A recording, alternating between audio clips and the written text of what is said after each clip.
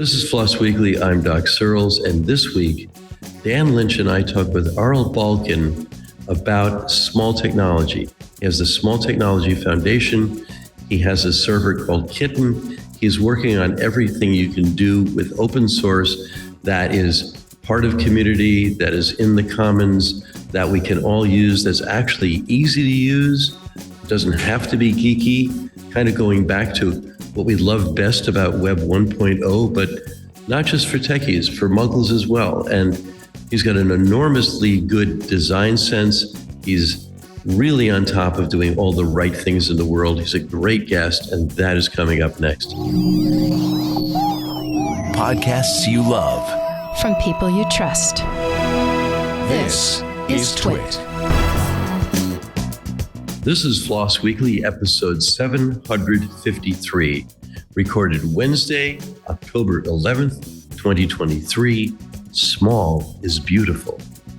This episode of Floss Weekly is brought to you by Collide. That's Collide with a K. Collide is a device trust solution for companies with Okta, and they ensure that if a device isn't trusted and secure, it can't log into your cloud apps. Visit collide.com/floss to book an on-demand demo today. Listeners of this program get an ad-free version if they're members of Club TWiT. $7 a month gives you ad-free versions of all of our shows, plus membership in the Club TWiT Discord, a great clubhouse for TWiT listeners.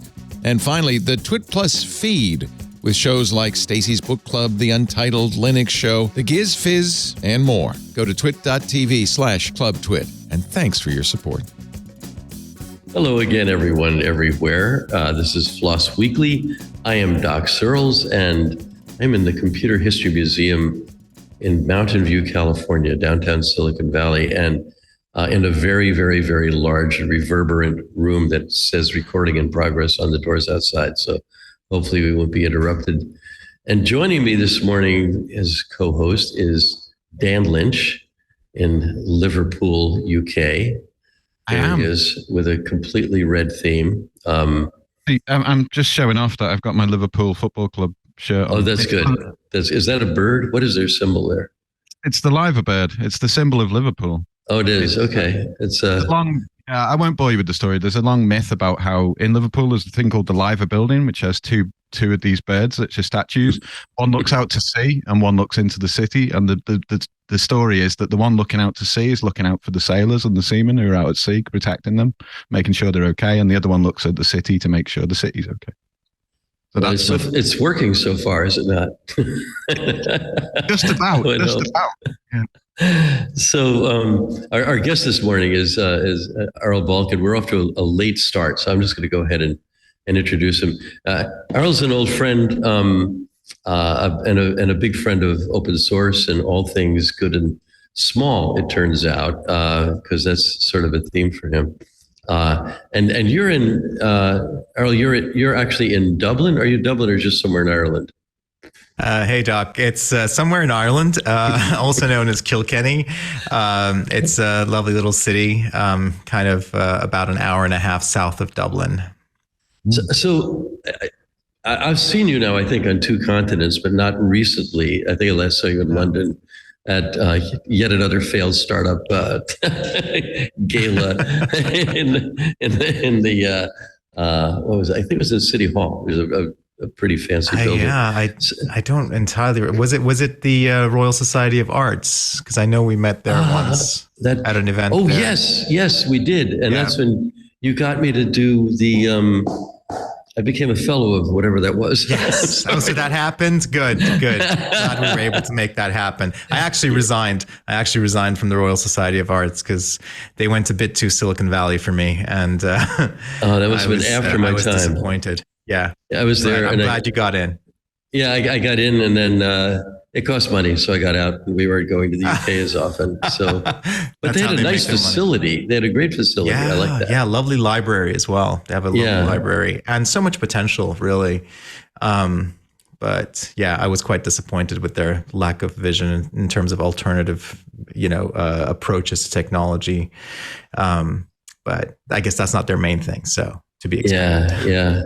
So, So you're But you're from North America somewhere. Am I wrong about that? How long have we known each other, Doc? No, it's the accent. I know it's the accent. Yeah. So no, I have an American accent, but my parents are Turkish. I grew up in Malaysia. And, wow, that's right. Yeah. Yep, and I have French citizenship, and now I live in Ireland. So I like to say Earth. I kind of feel like I'm from Earth, and I mean, do we need anything more, really? But yeah, so take your pick.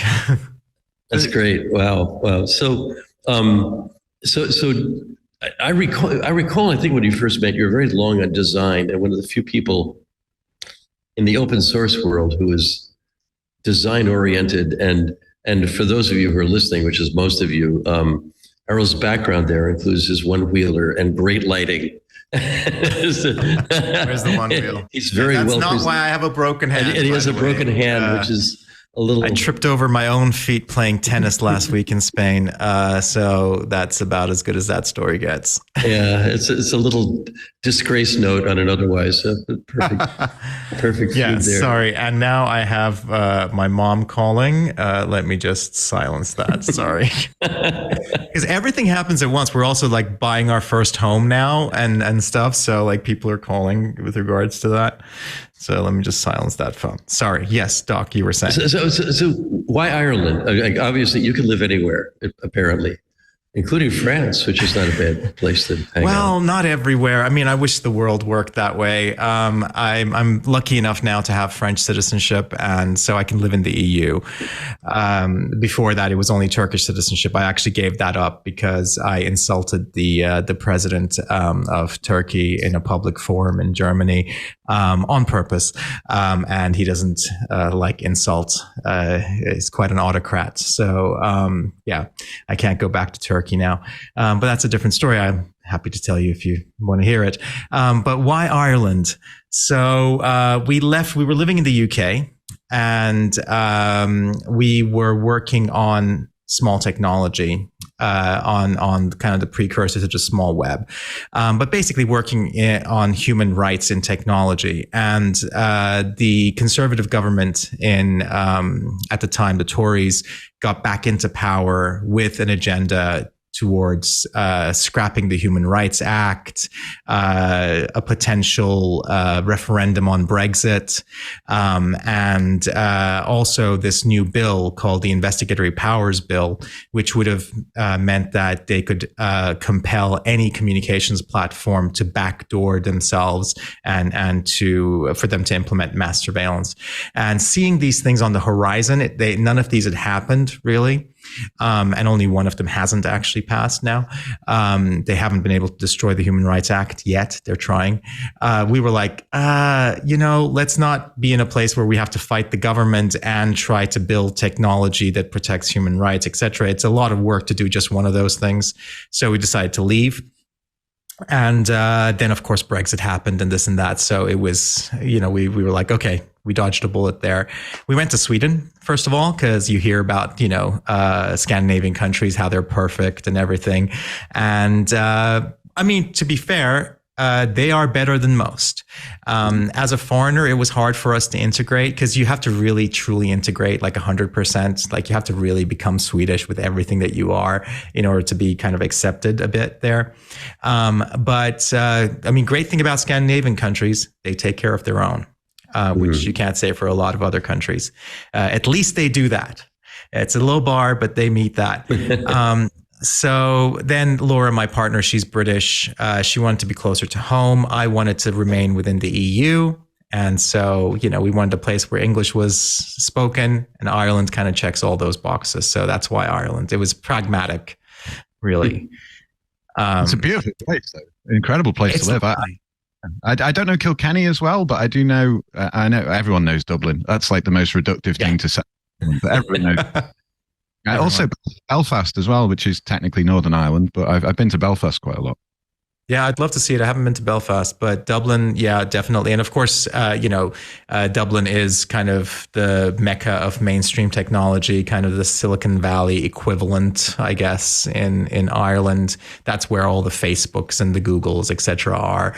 That's not why we're here, but just so happens to be the case. It's not by accident either. Of course, they're based in Ireland because Ireland is a very small country. It's not a very strong country, and so they want to be regulated by a weak country, and that's why they're here. And that's why we don't get a lot of regulation being executed, like GDPR. Also, tax reasons. Well, I think. I mean, I don't want to exactly same thing. It's the same thing, yeah. So that's why. Anyway, let's not veer into that. Yeah. Hey, I thought this was a show on free and open source. How do you make that non-political? That's true. That is true. So, Aral, I wanted to ask you. You mentioned there about some of the things that upset you about living in the UK, or potentially things that were coming down the pipeline. And it's all struck to me as I'm a member of the Open Rights Group, and I wondered if you've been involved with. I'm guessing you probably have. I'm aware. Yeah, I'm aware of the Open Rights Group, and I'm seeing a lot of good things coming out of them at the moment as I'm looking from the outside. I think we had our differences back then. I don't even remember entirely what it was. I think it might have been a free versus open sort of thing. I don't know.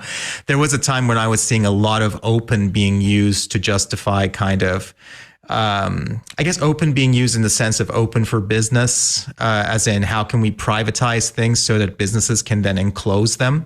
And that's an interpretation of open that I'm not, a fan of, because that interpretation does exist, of course, where it's about enterprise and it's about, how like open data being open, not for the sense of keeping it open, but enabling corporations to then enclose it with APIs, et cetera, that are proprietary. Open is a problematic word for me.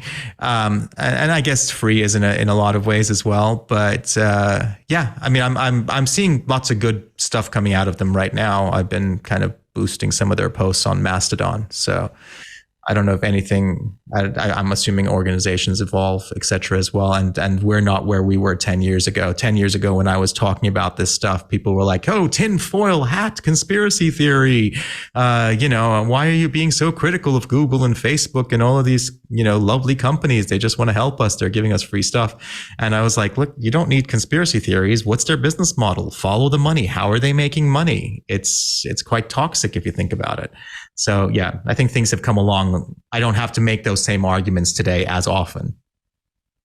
Yeah, I mean, so you're kind of leading us into it there as well, but I've been doing some reading on your website, which I have to say is beautifully designed as well. Doc mentioned Thank you so much. How good your background looks and all that kind of stuff, but your website looks great. And, I thought it looked really good. You've got you and Laura on the top there, on the head of the bar and stuff. It looks great. But anyway, what we're kind of leading into is the reason why we're here is, tell us about what you're doing with Web Zero. Tell us what Web Zero is, in your opinion. Web Zero was just sort of a reaction to the whole Web3 that we have. Can I say, is that considered profanity? I know we're not supposed to use profanity. Okay, so we'll just say BS and it'll make it right.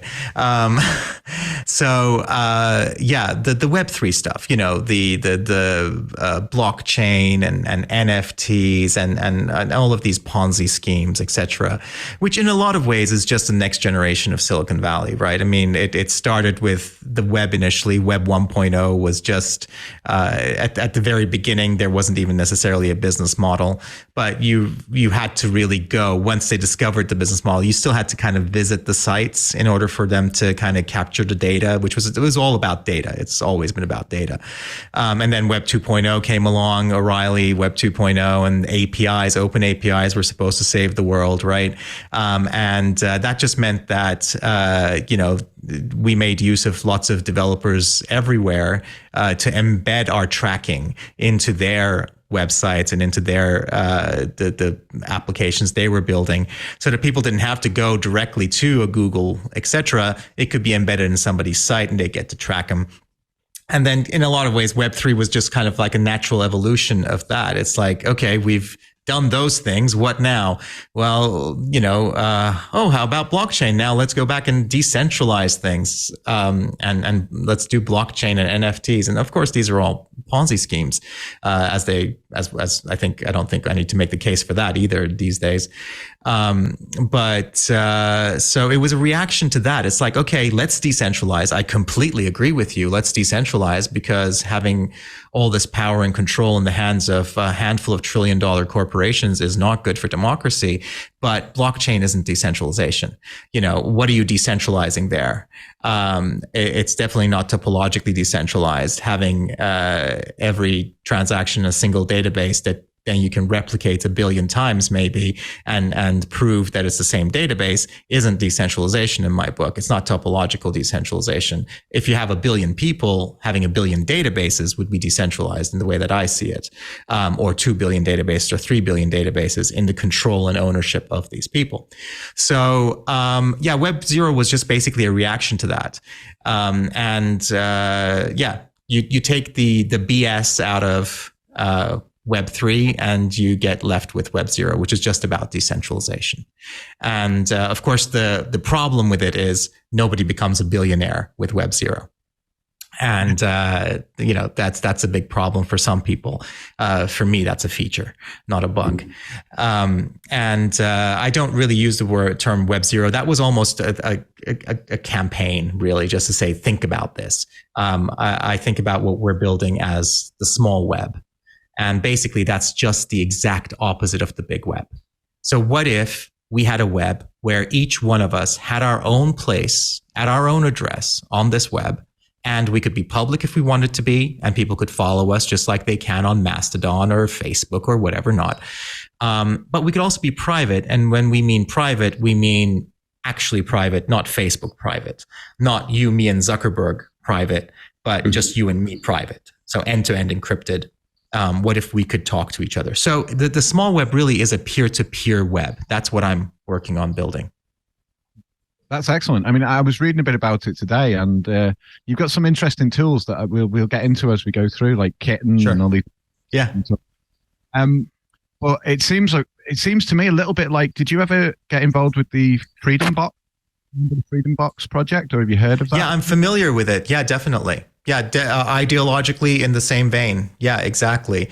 And in fact, the initial implementation that I'm working on is based on people going to a website saying, hey, I want this domain, and here's some means of payment, which doesn't have to be monetary, but some way of actually being able to say you can have those resources, and press a button and boom, you have your own place on the web. We have to really make it that simple if it's going to work. We have to make getting your own place on the small web as simple as signing up for a Facebook account. If it requires any more technical knowledge than that to set up or maintain, we've lost. The ideology doesn't matter. I mean, of course, we know the ideology matters, but the ideology behind it doesn't matter. If it's not usable, if it's not something that people can just get up and running, then they're not going to use it. That's where the whole design background really comes into it as well. Because we sometimes have a lot of arrogance in the free and open source world, and I think that's really toxic as well.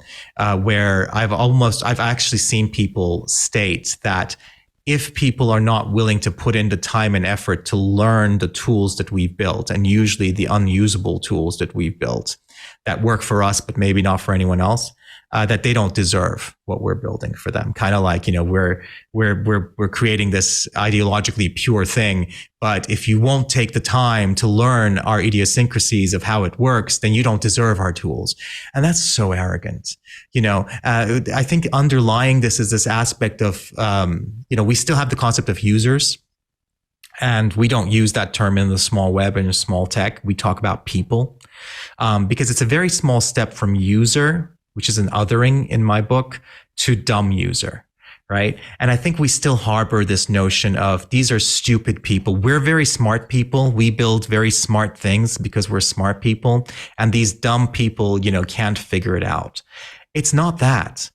The reason we have to build our free and open source alternatives have to be beautiful experiences, have to be usable, have to be functional, but even maybe beautiful experiences, is not because people are dumb.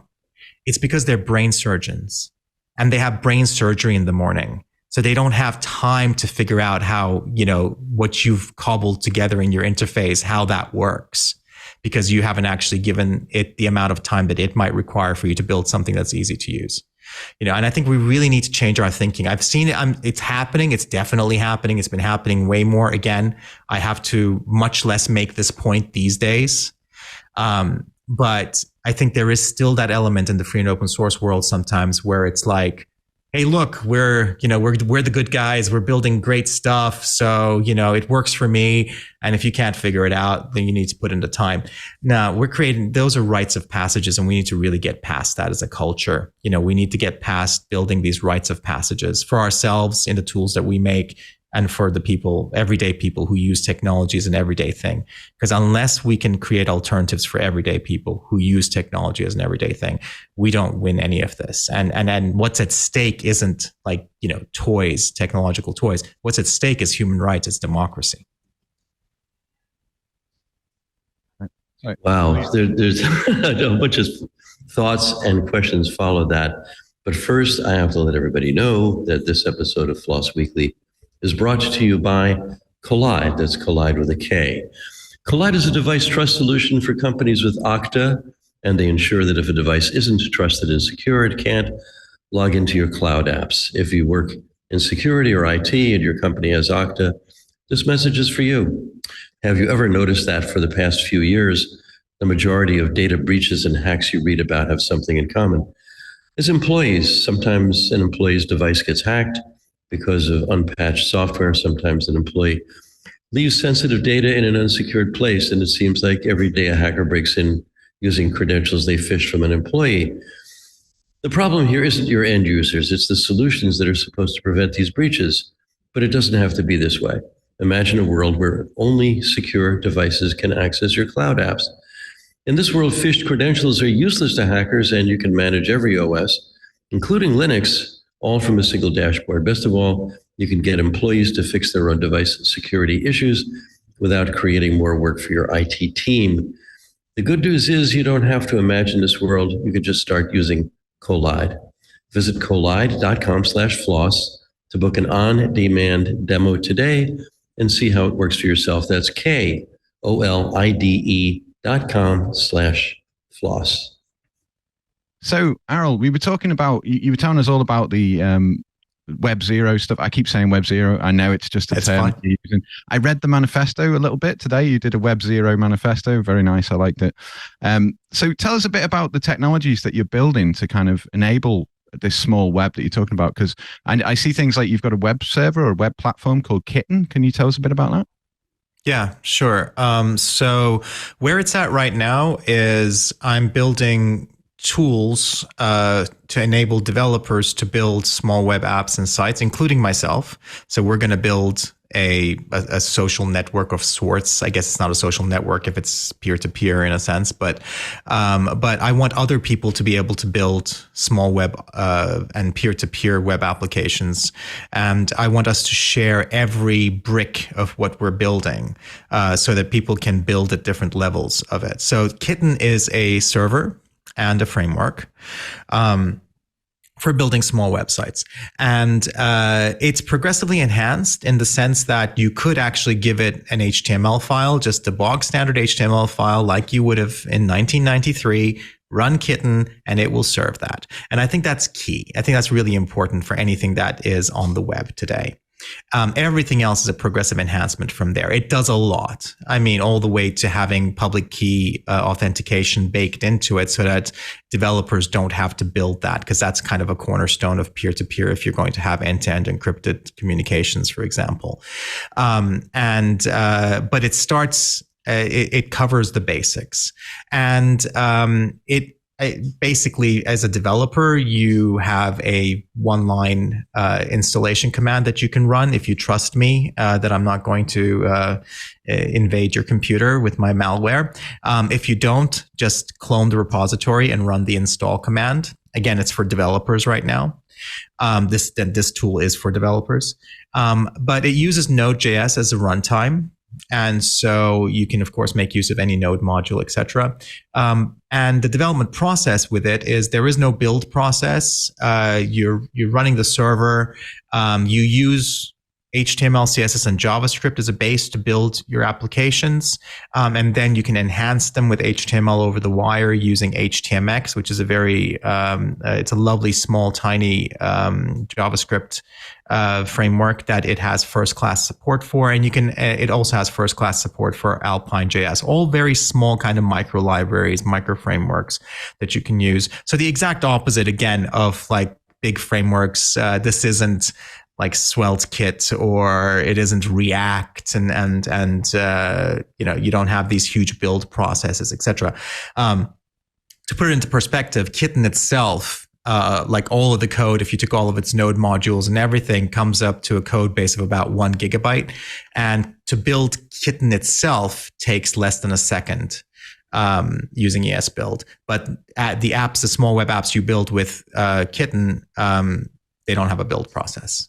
So it's much more like you were building web sites and apps at the start of the web, but with all modern technologies and in a peer-to-peer fashion. So that's what Kitten is. And the reason I built this wasn't to reinvent the wheel.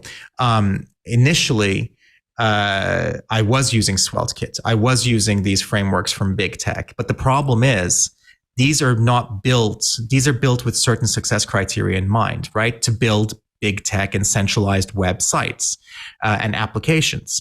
So they're in a lot of ways overkill, and in a lot of ways not optimized for a concept of a web where we don't have users, where it's for one person. Each person owns their own website. So you can really optimize with that. Because think about it, like take Mastodon, for example. I don't know if anyone set up their own Mastodon server, but it's not a trivial process because Mastodon is built on a big tech stack. Mastodon's built just like Facebook is built to a large degree, using the same technologies. And a Mastodon server could serve just one person. I have an instance of one, for example, on my server. But it can also serve 100,000, 500,000 people, depending on how much your server scales. And now I think they have clustering in there and whatever. So it can scale indefinitely, quite possibly. That's a lot of complexity. So the difference between being able to serve one person and one person or maybe 500,000 people is huge. You take that complexity out of it, and you can really optimize for that use case of just one person. This is a site for one person. And so a lot of things I was able to simplify in Kitten. It has its own in-process JavaScript database, for example, that I wrote.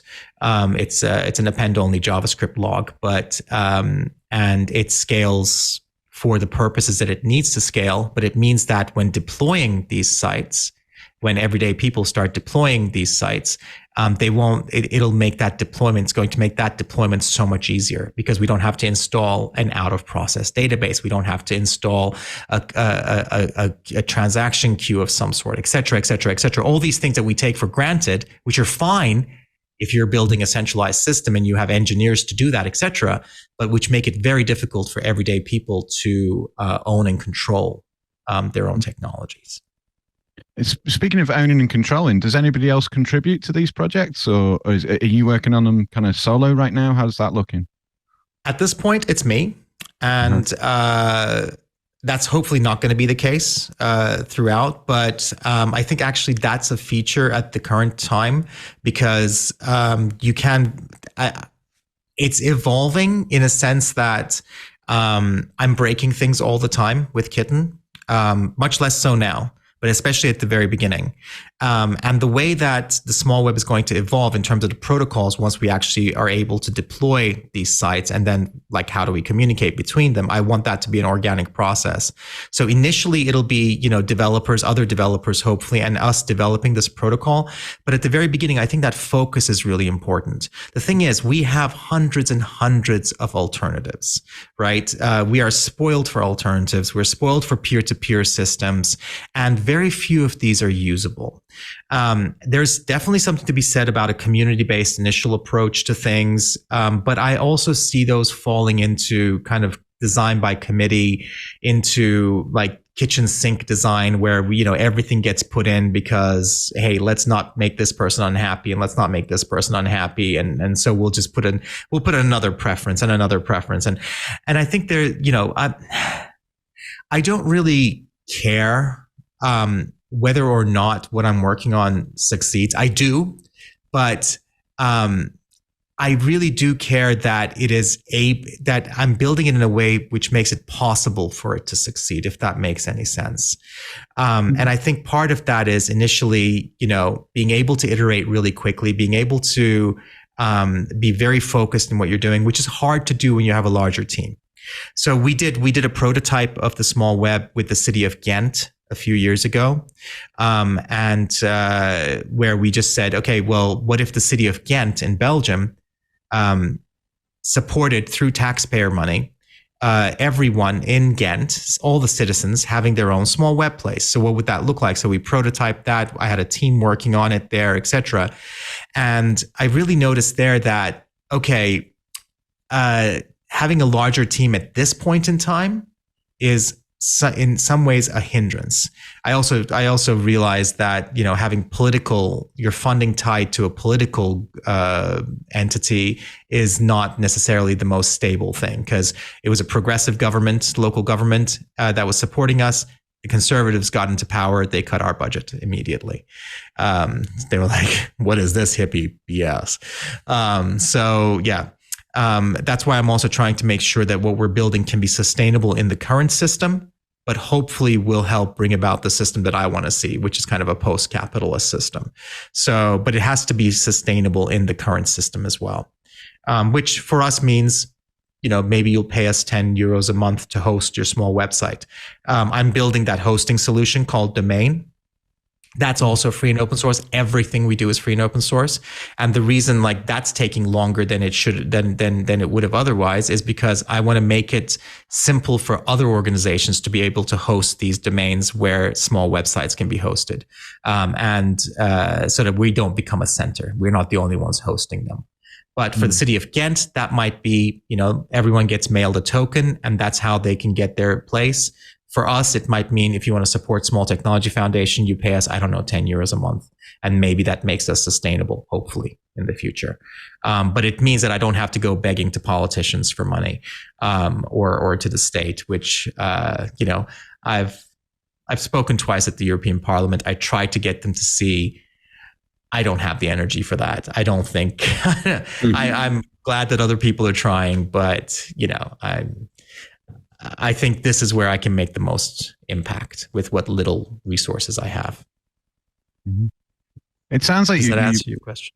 It does. It does very comprehensively. I didn't mean to put you in a bad position there and saying not at all can contribute, but I think you're right in that there is to be said for the benevolent dictator at the start of a project. I mean, if say Linus Torvalds had got 100 friends of his to come around and help him create Linux, it wouldn't be what it is now. It might be. It would better. Look very different.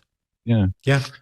But so also, hopefully, I'm building it in a way where we have a very non-colonial approach to technology. So that's why, of course, it has to be free and open source as well. But beyond that, hopefully, I'm building it in a way where others can take it and fork it and change aspects of it to suit, their use cases. And that's why I'm trying to build it in a very modular way in which people can change, the various modules at various levels. I really, the approach isn't I know best for everyone. Not at all. Not at all. That's why I'm trying to make it so that others can take it and improve it, maybe contribute back. That would be amazing. We've already had contributors. Don't get me wrong. I don't want to completely disregard it. We don't have a team working on it. We've had contributors already, people helping out. And beyond that, it's definitely not just me. There's an automated script I run whenever I build it, and it updates a file called contributors.md based on all of the modules that I'm using from the Node ecosystem. There are hundreds and hundreds of people who have already contributed to this. They don't know it. And that's the beauty of free and open source. So it's definitely not me working on it by myself. if anything, I see my role as almost like a conductor. And I think with free and open source, that's kind of the privilege that we have, is all of these people have contributed these amazing instruments, and you can just sit there as a conductor and kind of go, okay, now a little violin, a bit more piano, So hundreds of people have already contributed to Kitten. Fantastic. Will, we have a license question in the queue here, and we'll get to that right after this break. So we were talking about distribution of stuff. We're talking with Aral about all this kind of stuff. A question I did have is, on your website, you say you use AGPL version 3 as your license. What made that the right choice for you? So again, I guess this comes to that age-old sort of tension between open and free, as in freedom. I believe very strongly in share alike as a concept. Mm-hmm. So AGPL is the closest that I know of an enforceable license that exists for software that has a share alike clause. And what I mean by that is, if you are taking from the commons, you must give back to the commons, which I think is only fair. As opposed to, you can take from the commons and then you can enclose it, which of course is much more interesting if you're a corporation, for example. So that's where like an MIT license makes a lot more sense to you, because you go, or a BSD license, because you go, oh, okay, this is great. This is free stuff. And I can make it non-free if I want to. That's great for me, because I need to do that, right? I mean, that's the basis of all sorts of any sort of privatization. So that's why AGPL. The goal here is not, and it's also to kind of prevent that as well in the future as much as possible. No license is perfect. Any license can be worked around if you wanted to. Nearly all the code that's specific to this project is code I've written. So I have copyright on that. If I was malicious, I could probably find some way of subverting it. I don't know why I would do that. My whole existence is to make this into a free and open source alternative for the commons. But I probably could if I wanted to. Same with the fact that, the Small Technology Foundation is a not-for-profit. It's a company limited by guarantee in Ireland. It's the closest I could get to expressing our intent. And I think that's the key thing. Can you, again, get around the fact that there's no share capital and still sell out if you wanted to? Yes, of course. There is no corporate structure that it will that means that you can't sell out or you can't turn malicious. But at least I think what you can do is express your intent. And of course, this is why it's free and open source. Even if I were hit in the head, tomorrow and completely changed how I think about things, the code is still out there. Other people can fork it. Other people can continue down the line that hopefully, past me would have wanted them to. And I think that's very important, of course. But yeah, that's why AGPL. It's the best way I know of expressing my intent that I don't want this someday enclosed by some corporation, including possibly a corporation that I might be a part of. And I want people to share alike, to share back. Mm. So it's really about copyleft, is what you're saying. That's the whole copyleft concept of making sure that people share. Yeah, basically, if you take from the commons, give back to the commons. It's a very simple concept, really. I think the only people who have difficulty understanding it are people who want to take from the commons but not give back to the commons. So I'd like to ask. So do you have a day job, or is this supporting itself? This is your day job. So this is my day job. So you get enough support from this, and how's it going? So we have people who are supporting us with their patrons, and we're not using Patreon, etc. We have our own little thing that's, again, free and open source and doesn't track you or anything. But we have patrons who support us with a monthly donation. Some people have one-off donations that they provide us with. That doesn't pay the rent. That does not pay the rent. We're very thankful for it because it does help, but it doesn't pay the rent. And so initially what I did was at the very beginning, 10 years ago, we had one round of crowdfunding at the very beginning when we were starting out. And that got us, I think, about $100,000. That kept us going for a few years in what we were working on. And then when that ran out, I basically was, I realized that I wanted to devote myself to this problem. I didn't have a solution yet. I was working on solutions. I was iterating. This whole decade has been iteration until I arrived at the small web. So I sold 2 family homes that we have in Turkey to fund what we're doing because it's very important for me that we remain independent. If we were to take VC, venture capital, we couldn't do what we're doing, right? There's no way that you can take venture capital and do what we want to do to achieve what we want to achieve. We're never going to have an exit. We're never going to be acquired by some huge big tech corporation, and we're not going to IPO and become a publicly traded corporation. We are working in the common good. So when that money ran out, and it did eventually run out as well, Laura basically said, hey, look, I want you to be able to keep working on what you're working on without worrying about it. But I think that means that I'm going to have to go work at a mainstream contract for a mainstream corporation. So Laura now contracts with Stately, which is a startup that works on state charts. And they're probably one of the least evil startups that you can have. And they're just making a tool. Basically, there's no tracking. It's not about getting your data or whatever. Of course, they will have to exit. This is the venture capital game only ends one way. You have to exit or go out of business, and hopefully quickly, either one of those. So they'll get bought out by some company at some point, but they're making a valuable tool, a valuable technical tool. But it means basically that the contracting money from that is keeping Small Technology Foundation going and allowing me to focus on what I'm building until hopefully domain. We can run our own domain, and hopefully through the monthly payments that we get, be sustainable. And then maybe I might go back to the European Parliament and say, look, it's working. If it is working by then, if it is successful, shouldn't we be funding this from the commons? Because it's for the common good. Shouldn't we be funding this with our taxpayer money? Because this is what we don't have.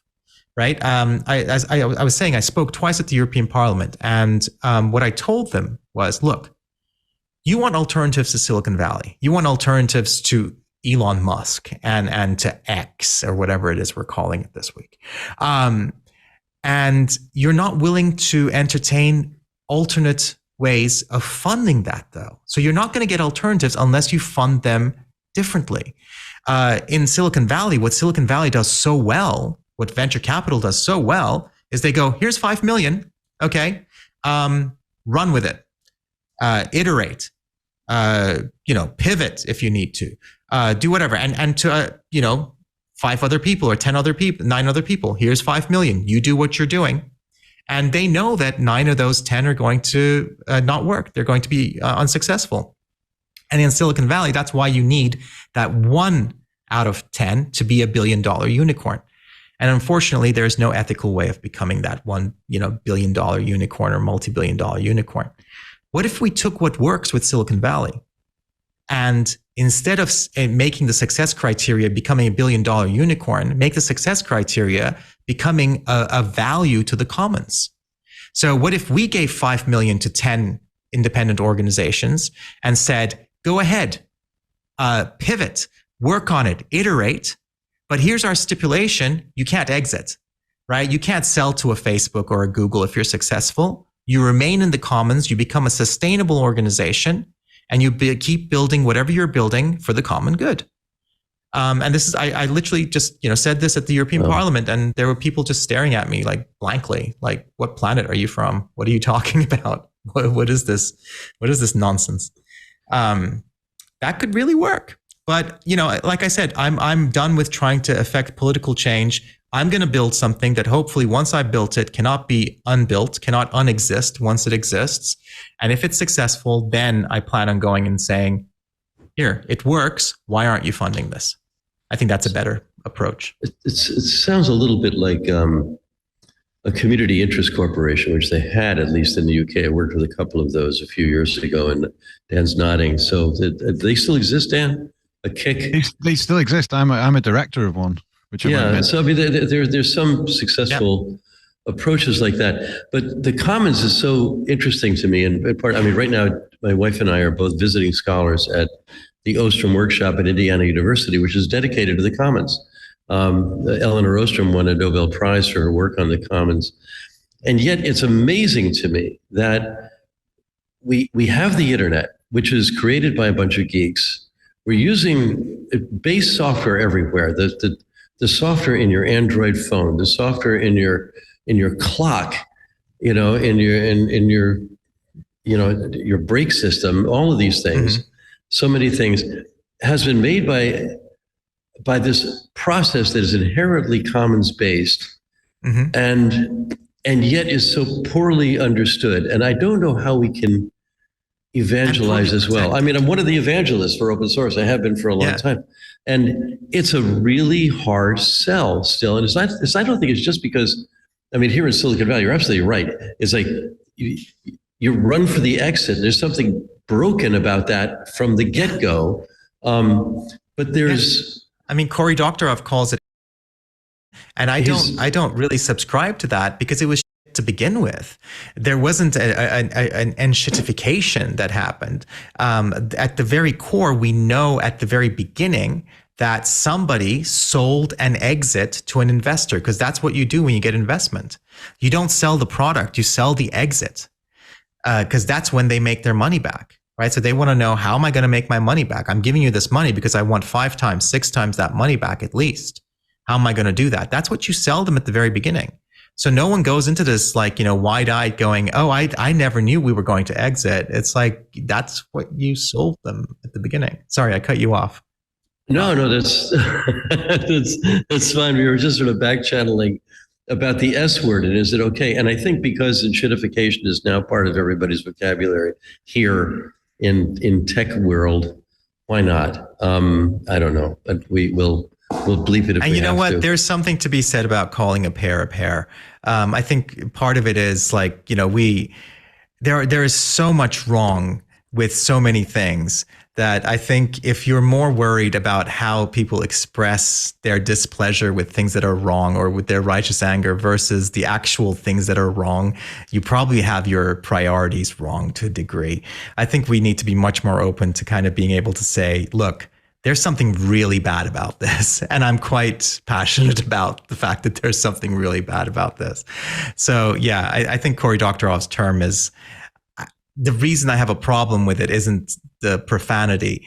It's that I think it makes it seem like there was something good at some point with a business model and a funding model that doesn't have that to begin with. Yeah, I want us to go a little bit farther with this, but first we have to have a short break. Sure.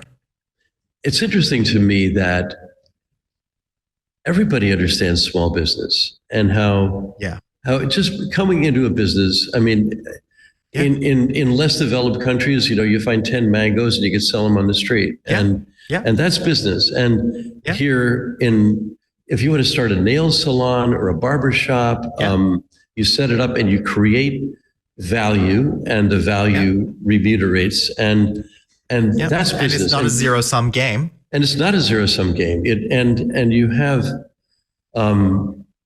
and there's a difference between that and the exploitive side of capitalism. And I think that there's and the term capitalism is sort of used sometimes to talk about all of business, when in fact there's a difference between commerce and capitalism as well. Yes, exactly. That's a good way of putting capitalism. It. Yeah. And commerce is good. And how can we? It troubles me that what's obvious about that, like to some extent, I mean, commerce does create commons as well. And Joyce and I now live in a small town in Indiana, and there is a sense of an ecosystem there where people are respectful of each other, and we have elected representatives, and everybody knows each other, and there are contentions. I mean, there's about to apparently go in a homeless shelter down the street from where we just bought a house.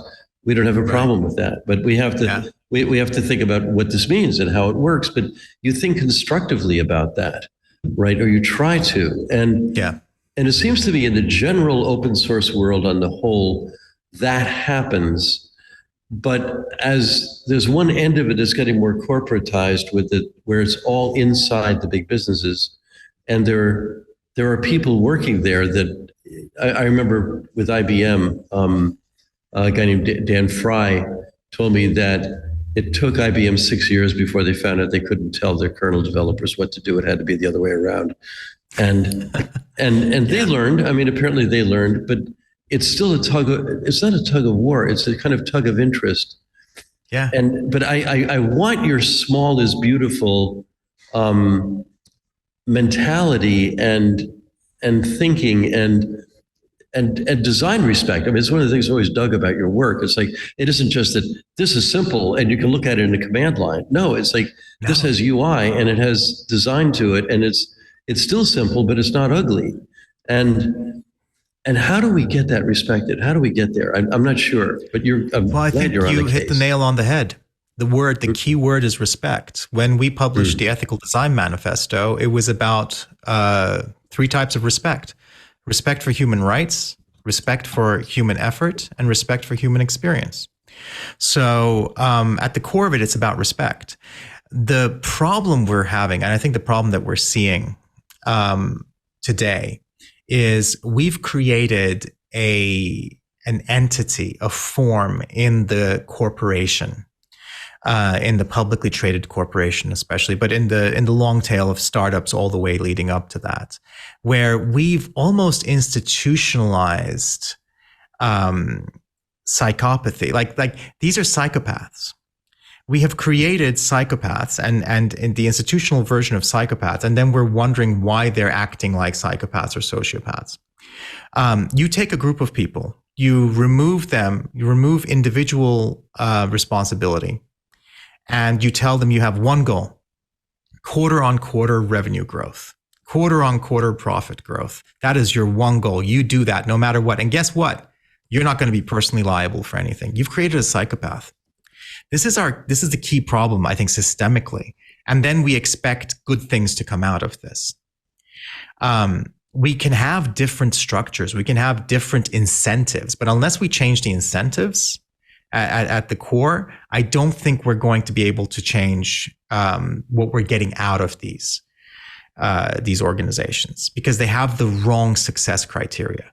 And especially when we're talking about Silicon Valley, we're talking about limitless growth, right? Exponential growth, infinite growth with finite resources, with which to anyone, with any understanding of how a closed system works, is a euphemism for extinction. And that's what we're seeing in the world today. You know, things like climate change, et cetera, are not removed from what we're doing in terms of the technologies that we're creating, are not removed from our political systems. That's why earlier I was saying, how can we not be political? These are all intertwined. You know, we have a handful of billionaires, a relative handful of billionaires in the world right now. We have a handful of trillion-dollar corporations that, you know, are driven only by the need to grow even larger. And come what may. Does that mean ruining our environment, destroying our own habitat? Sure. That's not a problem. You know, look at our current balance sheet. Things are looking up. We have this really short-sighted thinking. And then we wonder why, you know, things are the way that they are. We really need to get off of this unsustainable sort of belief that, you know, that we can have this infinite growth with finite resources. The world can't afford billionaires. You know, these trillion-dollar corporations should not be success stories. They should be the warning tales that, you know, we tell our kids. And unless we do that, unless we can affect systemic change, I don't think we're going to necessarily fix this. I think there's a lot you can do by trying to democratize communication and democratize the ability of people to get information, to share information, et cetera, which is what I'm trying to do with the small web. But I'm under no illusion that there isn't any number of lines of code I can write that's going to fix this without political change, without system change, without changing the core of our belief structures in what's good and what's not good. Because if you still think that somebody who's a billionaire who's managed to make $1 billion is a genius or a smart person and is good for the world, we're not going to change this. We're looking at cancer, we're looking at the tumors, and instead of going, that's something we need to get rid of, we're celebrating the tumors. We're saying that the tumor is a hero. That's the problem. So we jumping back, that was fascinating, by the way. I could talk about that all day, but I suspect we're coming towards the end of the show. But I wanted to. People are like, what? Where's the code? Tell me the code. Tell me the lines of code. Yeah. What is this wishy-washy BS that you're talking about? Can I grep this? If I can grep this, it's fine. So I was just wondering about the future of the small web as you, when what you're working on. If you got an idea, I don't want to say roadmap exactly, but an idea of where you'd like to be, say, a year from now or 2 years from now or wherever?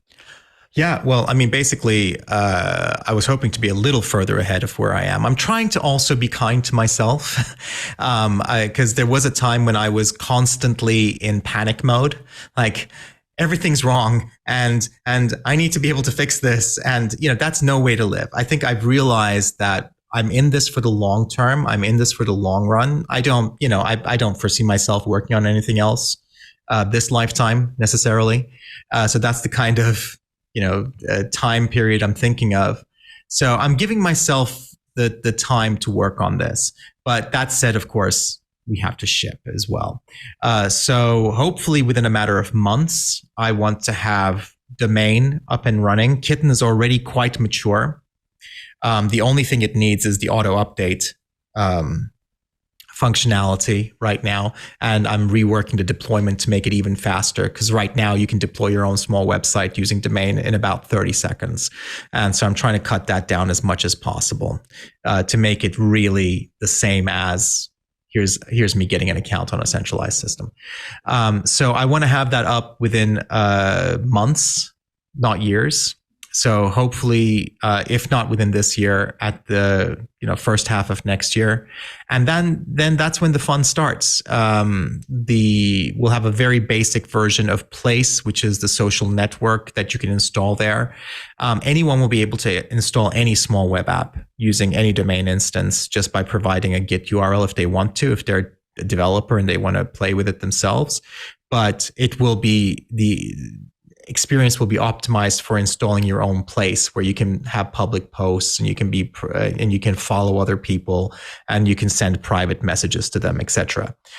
So think of it as maybe a peer-to-peer version of Mastodon or something like that.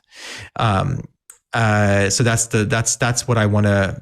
That's what I'm hoping to launch within a matter of months. So hopefully early next year, first half of next year. And from there, we experiment. From there, hopefully other people build other things. Hopefully other people start hosting their own domains.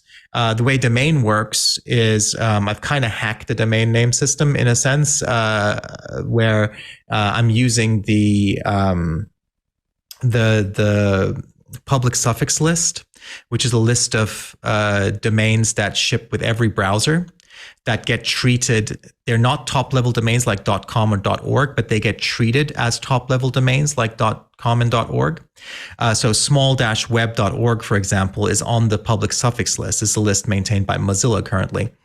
And that means that when a browser sees small-web.org, it treats it like a .org or a .com, which is important for things like you can't share cookies between sites, as security issues, etc. around it. Really important. But for all intents and purposes, small-web.org is a top-level domain. Hopefully other people will register their domains on this public suffix list and start hosting websites there. That again makes it very simple for us to host domains at basically our own top-level domain. And that makes the 30-second aspect workable. Again, while we're going through the thing with Ghent had their own top level domain, but it was run by a commercial entity. And that was the bottleneck, because they didn't understand what we were trying to do. They wouldn't make any concessions for optimizing what they're doing. So in design, it all comes down to control. do you have control over every aspect of what you're building? So right now with Kitten, we do. You do have to use a DNS API. You do have to use a VPS API for hosting it. And hopefully that will mean that we can commoditize those and have different VPS providers, different DNS providers, different payment providers, for example, for domain hosts to use. I want to have a first version of that within a matter of months, and have the system up and running, be able to point to it, be able to, get developers working with it. And then we'll see where we go from there. Then we're going to iterate. We're going to iterate on the protocols. I want the protocols to be organic, not top down. And we'll see where we go from there. Wow. So much there and a lot to come back to. I hope we have you back on the show. We're pretty much out of time here. And this time I'll get the time zone right as well. It's always a little bit of an issue, that. And I have the same problem. I'm on the East Coast sometimes. I'm here. We go to UK, Europe. Anyway, it was great. I'm glad you were able to jump to it as fast as you did. I had the whole thing set up, thankfully. So yeah. And it was really nice seeing you again, Doc. We shouldn't leave it this long. Yeah, I know we shouldn't. Absolutely. I really appreciate it. And I'm just seeing you. This is great. And you're looking great. Thank you so much. So we always close with two questions. What are your favorite text editor and scripting language? Okay. Well, text editor. If you'd asked me a few years ago, I never would have given you this answer or thought that I would give you this answer. But I am really loving Helix editor. I don't know if you're familiar with it. It's a modal text editor, which is why I would have never what? It's written in Rust. And what's really cool is it has this, object verb or subject verb style selection. So you select something and then you do something to that selection. And it's just so intuitive. It works really well. So check it out, Helix Editor. I think it's helix-editor.com. Free and open source, of course. And favorite scripting language? Well, everything I do in terms of scripting these days is in JavaScript. So JavaScript gets a very bad name. But especially if you want a small web, then we definitely, are we out of time? Is that telling us we're out of time? No. It's just Ant playing with his sounds. Oh, okay. All right. That's what he does. JavaScript. So if we want a small web, part of that is we need to be able to do end-to-end encrypted messaging on it if we want to protect our privacy.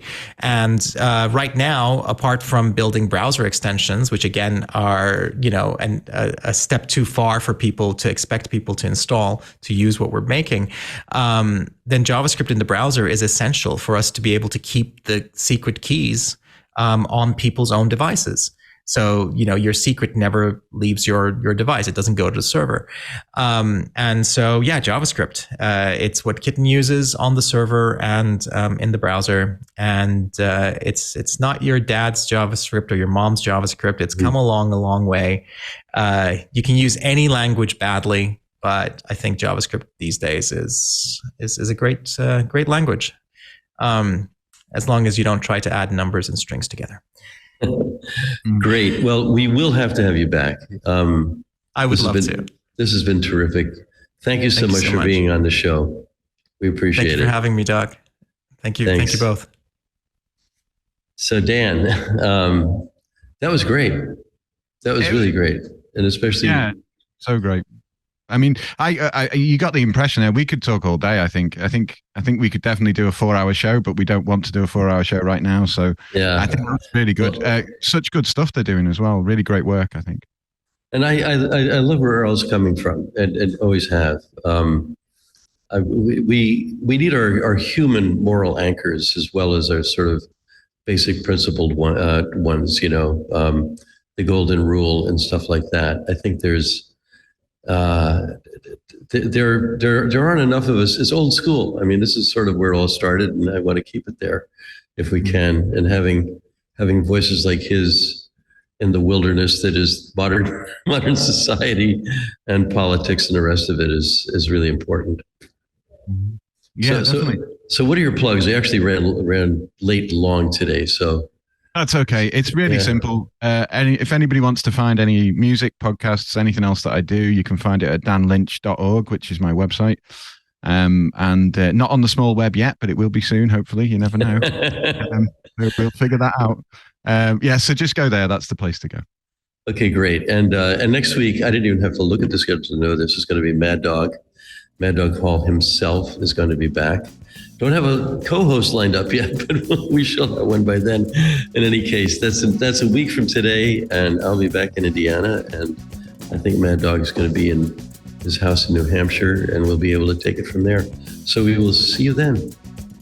It's midweek, and you really want to know even more about the world of technology. So you should check out Tech News Weekly, the show where we talk to and about the people making and breaking the tech news. It's the biggest news. We talk with the people writing the stories that you're probably reading. We also talk between ourselves about the stories that are getting us even more excited about tech news this week. So if you're excited, well, then join us. Head to twit.tv/TNW to subscribe.